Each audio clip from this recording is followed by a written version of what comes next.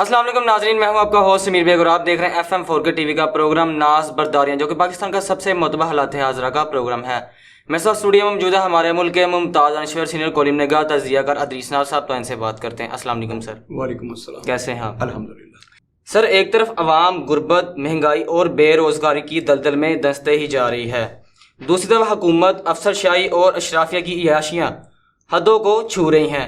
آپ اس کا انجام کیا دیکھتے ہیں؟ سمیر، ہمارے یہاں جتنے بھی ٹی وی چینلز پہ بیٹھنے والے دانشور ہیں، سب سے پہلے تو مجھے ان پر افسوس ہے۔ جی اچھا، حکومت، اشرافیہ اور بیوروکریسی کے للے تللے جو وہ حد سے بڑھ گئے ہیں۔ اب دیکھیے، اربوں روپے کی گاڑیاں خریدی جا رہی ہیں۔ ایک طرف ہم ایڑیاں رگڑ رہے تھے کہ کسی طریقے سے IMF میں 1.2 ارب ڈالر جو ہے وہ دے دے، یعنی کہ صرف 1.25 ارب ڈالر۔ ایک طرف ہم نے ایڑیاں رگڑی۔ اچھا، IMF نے مطالبہ کیا کہ عوام پر بجلی کا بم، مہنگائی کا بم گرایا جائے۔ حکومت نے وہ اس کی شرائط مان لی۔ وہ مان ہی نہیں رہے تھے پہلے IMF میں اپنا پروگرام بحال کرنے کے لیے۔ اب کل رات، ایک تو یہ کل رات گزری ہے نا، اس سے پہلی جو رات ہے جی، اس رات 7.5 روپے بجلی کا یونٹ بڑھایا ہے حکومت نے۔ فی یونٹ بجلی کی قیمت جو بڑھائی ہے وہ 7.5 روپے ایک ہی دفعہ بڑھائی ہے، ایک جھٹکے میں۔ اچھا، ایک طرف تو یہ عالم ہے، دوسری طرف اربوں روپے کی گاڑیاں جو ہے بیوروکریسی کے لیے خریدی جا رہی ہیں۔ بڑے جو افسران ہیں ان کے لیے فارچونر گاڑیاں خریدی گئی ہیں، جو 5 کروڑ روپے کی ایک گاڑی ہے۔ اچھا، وہ خریدی گئی ہیں۔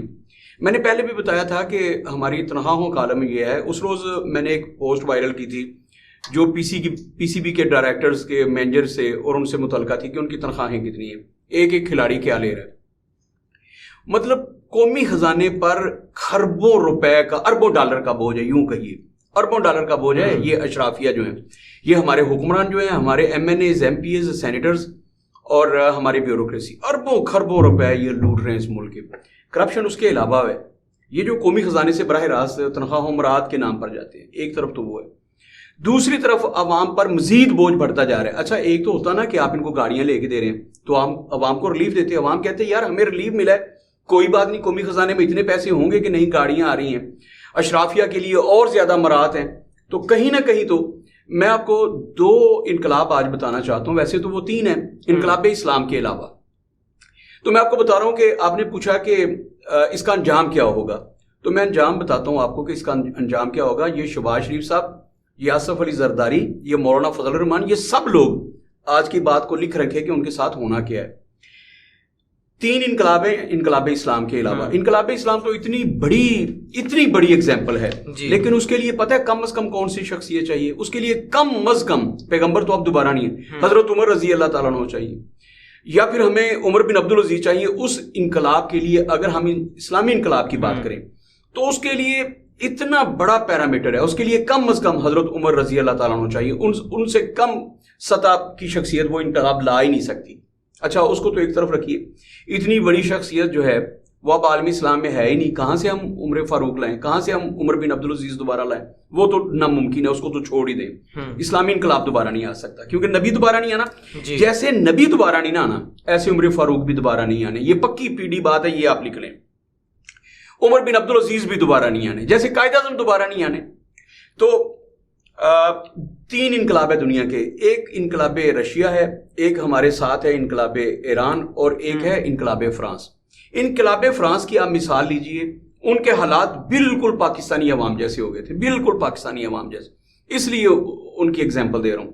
وہاں کے جو اشرافیہ تھے، حکمران جو تھے، وہ عیاشیوں میں اس حد تک آگے چلے گئے تھے، شاہ فرانس اس حد تک آگے چلا گیا تھا، محل میں عیاشیاں ہوتی تھی۔ جیسے یہاں پہ باتیں ہوئی ہیں نا کہ 4تھے فلور پہ کیا ہوتا ہے، ہمارے ایوان کے 4تھے فلور پہ ننگے ڈانس ہوتے ہیں، وہاں پہ سب کو پتہ ہے، اب تو یہ باتیں رپورٹ ہو چکی ہیں۔ اچھا، کس کے دور میں ہوتے تھے اس بات کو چھوڑیے، سبھی کے ادوار میں ہوتے ہیں، کسی کے دور میں کم ہوتے ہیں، کسی کے دور میں زیادہ ہوتے ہیں، بات صرف اتنی ہے۔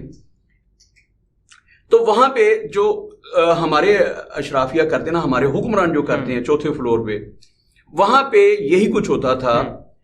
فرانس میں نپولین بوناپارٹ ان کے جنرل عاصم منیر تھے، نپولین بوناپارٹ ان کے چیف آف آرمی سٹاف تھے نا جی۔ تو فرانس کے اس وقت جو تھے جنرل عاصم منیر، وہ نپولین بوناپارٹ تھے۔ فرانس کا جو شاہ تھا اس کی عیاشیاں ختم نہیں ہو رہی تھی، محل میں 24 گھنٹے عیش و طرب کی محافل سجتی تھی، وہ 24 گھنٹے مست رہتا تھا اور اسے کوئی خبر نہیں تھی کہ باہر کیا ہو رہا ہے۔ اس کے جو ارد گرد کے لوگ تھے جن کو اس زمانے کی فارچونرز وہ لے کے دیتا تھا، وہ اسے بتاتے سب ٹھیک ہے، تم مزے کرو، عوام کا کیا ہے، وہ تمہیں ٹیکس دے رہے ہیں۔ اچھا، عوام پہ ٹیکسوں کے بوجھ لاتے جا رہے تھے، وہاں بھی مہنگائی کی شرح یہ تھی، عوام پہ ٹیکس لاتے جا رہے تھے، عوام غربت کی، مہنگائی کی، بے روزگاری کی، بھوک اور افلاس کی دلدل میں دھنستے جا رہے تھے، لیکن شاہ کی عیاشیاں نہیں ختم ہو رہی تھی۔ شاہ فرانس کی بات کر رہا ہوں، ملکہ ماری انطونیٹ اس کی جو بیوی تھی، بڑا مشہور جملہ اس کے منہ سے نکلا تھا اس زمانے میں، جب کسی ایک دلجلے صحافی نے کہہ دیا کہ ملکہ اب تو بس کریں، اب تو لوگوں کے پاس کھانے کے لیے 2 وقت کی روٹی بھی نہیں ہے، تو ملکہ نے بڑے بھولے پن سے کہا تھا کہ اگر لوگوں کے پاس کھانے کے لیے روٹی نہیں ہے تو وہ کیک کیوں نہیں کھا لیتے؟ اچھا، ان کو یہ تھا کہ کیک مفت مل جاتا ہے، یا مطلب جو بھی تھا، یہ اس قدر بھولے لوگ تھے وہ۔ تو نپولین بوناپارٹ نکلے ہوئے تھے اس زمانے کے آزاد کشمیر کو آزاد کروانے، یعنی کہ جغرافیہ بڑھانے کے لیے نکلے تھے، جی، ان کی سرحدوں کی وسعت کے لیے نکلے ہوئے تھے نپولین بوناپارٹ۔ نپولین بوناپارٹ نے اس وقت کے ریڈیو پہ یا جو بھی اس وقت کے تھے، ٹی وی تھا، اس نے جب اپنے ملک کی خبریں دیکھی، اخبارات پڑھے، تو ایک دفعہ اس کی روح کام کی، اس نے کہا کہ میں ان کے جغرافیے کے لیے نکلا ہوں، ان کا جغرافیہ بڑھانے کے لیے میں نکلا ہوں کہ کسی طریقے سے ان کے ریونیو میں اضافہ ہو جائے۔ ظاہر ہے جب ریت بڑھے گی، جب جغرافیہ بڑھے گا تو بھائی آپ کا ریونیو بھی تو بڑھے گا نا، جتنے علاقے مزید فتح ہوں گے اتنے لوگ زیادہ ٹیکس دیں گے۔ میں نے یاد ہے اس وقت پروگرام میں کہا تھا جب کشمیر کی آپ 5 فروری کو سب لوگ بات کر رہے ہیں، میں نے کہا شکر کریں کشمیری آپ کے ساتھ کیوں آئیں گے، آزاد مقبوضہ کشمیر کے لوگ، اور بابا جس روز وہ آزاد ہو گئے وہ ہر بندہ 10 لاکھ روپے کا مقروض ہو جائے گا۔ آج وہ 32,000 روپے کی ہونڈا 70 خریدتے ہیں، پھر وہ 2.25 لاکھ روپے کی خریدیں گے، اور بابا اب وہ ڈالر جو ہے وہ 100 روپے کا 80 روپے کا خرید رہے ہیں، تب وہ 350 روپے کا خریدیں گے۔ وہ پاگل کے بچے ہیں جو آپ کے ساتھ آئیں گے۔ اچھا، تو نپولین جو تھا وہ اس زمانے کا، ان کا آزاد کشمیر آزاد کروانے نکلا تھا، مقبوضہ کشمیر، ان کا جغرافیہ بڑھانے کے لیے نکلا تھا، ان کا حدود اربا بڑھا رہا تھا۔ تو اس نے جب اپنی قوم کے حال دیکھے، اس نے جب اپنی قوم کے احوال دیکھے، جب اس نے وہ خبریں پڑھی کہ میرے ملک میں بے روزگاری کے ساتھ لوگ مر رہے ہیں، اپنے بچوں کو قتل کر رہے ہیں، زہر کھا رہے ہیں، نہروں میں کود رہے ہیں، جب اس نے یہ سارے حالات دیکھے نا، اس نے کہا یار میں کتنا بے وقوف ہوں، میں ان عیاش حکمرانوں کی عیاشیوں کو طول دینے کے لیے، اس کو طوالت دینے کے لیے، اور اس کو ایک اور حد دینے کے لیے یہ سب کچھ اس کے لیے کر رہا ہوں، مجھے اپنی قوم کے لیے کچھ کرنا چاہیے۔ پھر نپولین بوناپارٹ جو ہے وہ واپس پلٹا، وہ سرحدوں سے واپس پلٹا، وہ اگلے مورچوں سے واپس پلٹا، اور اس نے آ کے دھاوا بول دیا اپنے محلات پر۔ 5 منٹ کے اندر اندر پھر سارے جو تھے افسر شاہی بھی اور حکمران بھی، وہ سارے کے سارے جو تھے وہ شکنجے میں تھے، ان کے سر کاٹے گئے، بہت ساروں کو قید میں ڈالا گیا، اکثریت جو تھی 80% ان کے تو سر کاٹے گئے نا، تو خون کی ندیاں جسے کہتے ہیں وہ بہیں۔ اس کے بعد اس نے اعلان کر دیا کہ وہ لوگ، جیسے ہمارے ایک ڈپٹی سیکریٹری کے گھر سے 45 ارب روپے اور پتہ نہیں کتنے کلو سونا نکلا تھا، اس نے کہا کہ جس کے گھر میں آپ کو گاڑی کھڑی نظر آئے، جس کے گھر میں مطلب پنجابی میں جدے پڑولے چ دانے نظر آ جان، اس کو قتل کر دیں، اس کی لاش سڑک پہ پھینک دیں، کوئی آپ سے پوچھ گچھ نہیں ہوگی، کوئی قانون حرکت میں نہیں آئے۔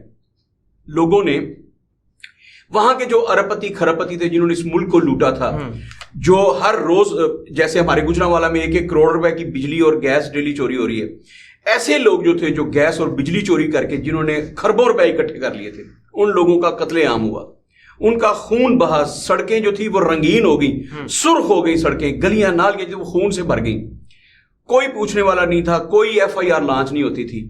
اور پھر ایک دن 24 گھنٹے نہیں گزرے تھے کہ لوگوں نے اپنے زیورات، اپنی تجوریوں سے پیسے، ڈالرز، جو کچھ بھی تھا وہ سڑکوں پہ ڈال دیے تھے، اور کہتے تھے خدا کے لیے ہمیں کچھ کہنا نہیں، یہ لے جائیں آپ پیسے۔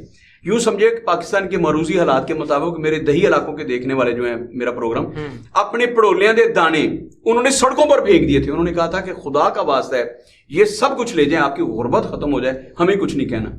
تو پاکستان میں جس طرف حالات جا رہے ہیں نا، یہاں یاد رکھیے گا، یہ بات میری لکھ لینی ہے، اس کو کہیں ریکارڈ کا حصہ بنا لیں کہ ووٹ سے انقلاب نہیں آنا، جب بھی آنا ہے یہاں پہ خمینی جیسا انقلاب نہیں آنا, یہاں نپولین بوناپارٹ جیسا انقلاب آنا ہے, اور وہ آنا ہے آرمی سے.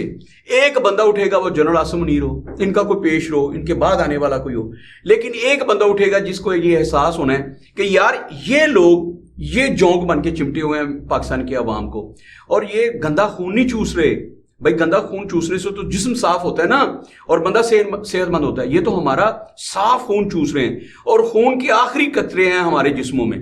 تو جب کبھی پاکستان کے کسی ایک نپولین بوناپارٹ کی آنکھیں کھلی, یہ آنکھیں کھلنے والی تھیں, لیکن عمران خان کی حماقت کی وجہ سے, بے وقوفی کی وجہ سے یہ انقلاب آتے آتے رہ گیا. اگر عمران خان بے وقوفی نہ کرتا, میں بار بار کہہ رہا ہوں, میں نے عمران خان جیسا بے وقوف سیاستدان نہیں دیکھا. اس نے اپنے پاؤں پر کلہاڑی نہیں ماری, اس نے پورے کا پورا آرا اپنے پاؤں پر چلا دیا, اس نے چیر کے رکھ دیا ہے خود کو. اچھا, اپنی پارٹی کے ساتھ اس نے ظلم کیا, اور اپنی پارٹی کے ساتھ ظلم نہیں کیا, اس نے پاکستانی عوام کے ساتھ ظلم کیا. یاد رکھیے گا, دوسری پی ٹی آئی اب یہ خیبر پختونخوا میں بنا رہے ہیں نا, وہ پرویز خٹک, اس نے بنا لی ہے parliamentarian, P T I parliamentarian. یہاں استحکام پاکستان پارٹی بنا لی ہے علیم خان نے اور جہانگیر ترین نے. یہ ذہین ترین لوگ ہیں, امیر ترین لوگ ہیں, ذلیل ترین لوگ ہیں, تو انہوں نے یہاں یہ بنا لی ہے. یاد رکھیے گا, دوسری پی ٹی آئی صدیوں بعد بھی نہیں بنے گی. یہ میری بات پاکستانی عوام لکھ رکھیں, میں بار بار کہتا ہوں میرا پی ٹی آئی سے کوئی تعلق نہیں ہے, نہ میں ان کا حصہ ہوں, نہ میں نے عمران خان کو کبھی سپورٹ کیا. لیکن یار ایک پولیٹیکل پارٹی تھی, ایک بیلنس تھا, آپ کے سروں پر ایک خوف منڈلاتا تھا کہ اگر ہم نے غلط کیا تو لوگ اسے ووٹ دیں گے عمران خان کو. آپ نے پی ٹی آئی کو ڈیمیج نہیں کیا, آپ نے ملک میں جمہوریت کا جنازہ نکال دیا, آپ نے چیک اینڈ بیلنس کا وہ توازن ختم کر دیا ہے جس کی وجہ سے آپ کو خطرہ رہتا تھا کہ اگر ہم نے کوئی راتوں رات 8 روپے پر یونٹ بڑھا دیے تو قوم ہمیں پوچھے گی, پاکستان کے عوام ہمارے گروبانوں کو پکڑ لیں گے, وہ ووٹ کے ذریعے ہمیں چلتا کر دیں گے. اب آپ نے اس چیک اینڈ بیلنس کو ختم کر دیا, اور افسوس کی بات ہے کہ میری اسٹیبلشمنٹ اس کا حصہ بنی ہے. انہوں نے صرف یہ سوچا کہ یہ وہ بندہ ہے جو ہمارے لیے خطرے کی گھنٹی ہے, یہ خطرے کا الارم بن چکا ہے. آپ نے اسے ختم کیا, اور ابھی تلے ہوئے ہیں کہ اسے ہم نے بالکل ڈیمیج کر کے رکھ دینا ہے, بالکل کل کرنا ہے, ڈیمیج نہیں کرنا, کل کر کے رکھ دینا, اسے ختم کرنا ہے پی ٹی آئی کو. آپ اس طرف لگے ہوئے ہیں. نتیجہ کیا نکلے گا؟ نتیجہ یہ نکلے گا کہ پاکستان کے وہ عوام جو ووٹ کے ذریعے اپنا غصہ نکال لیتے تھے, جب انہیں ووٹ کے ذریعے بھی آپ اپنا غصہ نہیں نکالنے دیں گے تو پھر وہ کیا کریں گے؟ وہ کسی نپولین بوناپارٹ کو ڈھونڈیں گے. پھر جب نپولین بوناپارٹ آئے گا تو وہ اس کے پیچھے چل پڑیں گے.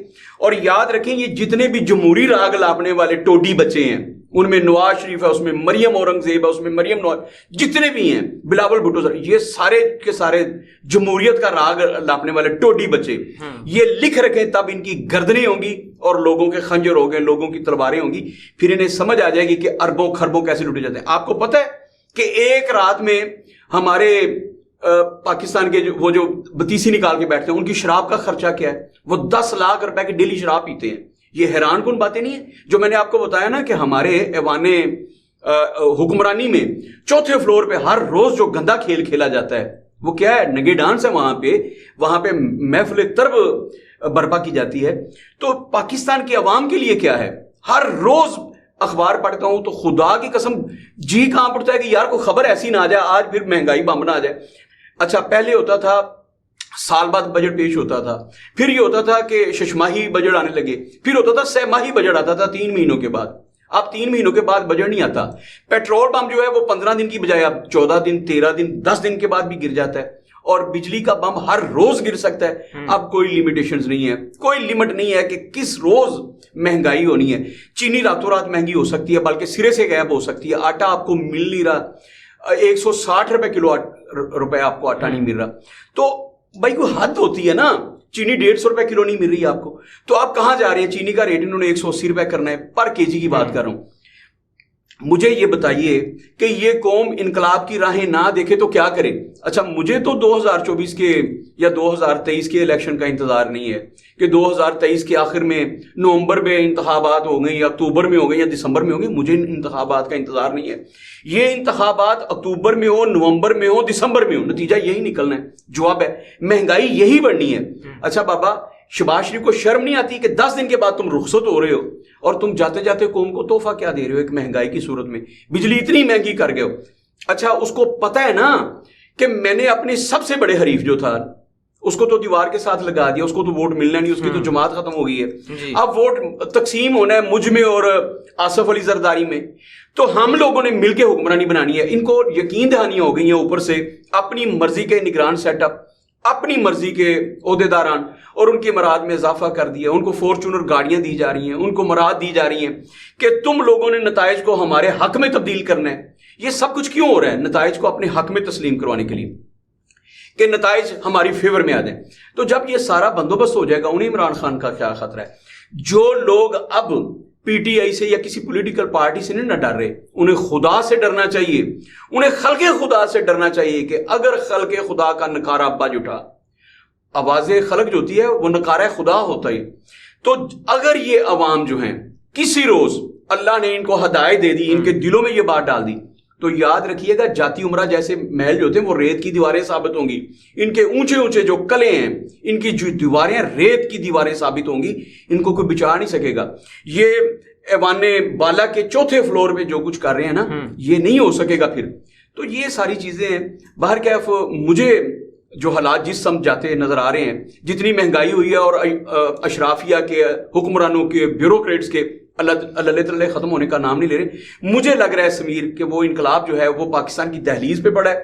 انتخابات کا تو مجھے پتہ نہیں ہے کہ 2023 میں ہونے یا 2024 میں ہونے, لیکن مجھے لگ رہا ہے کہ یہ جو طبلِ جنگ ہے یہ بجنے والا ہے, اور کسی وقت بھی عوام کو شعور آنے والا ہے.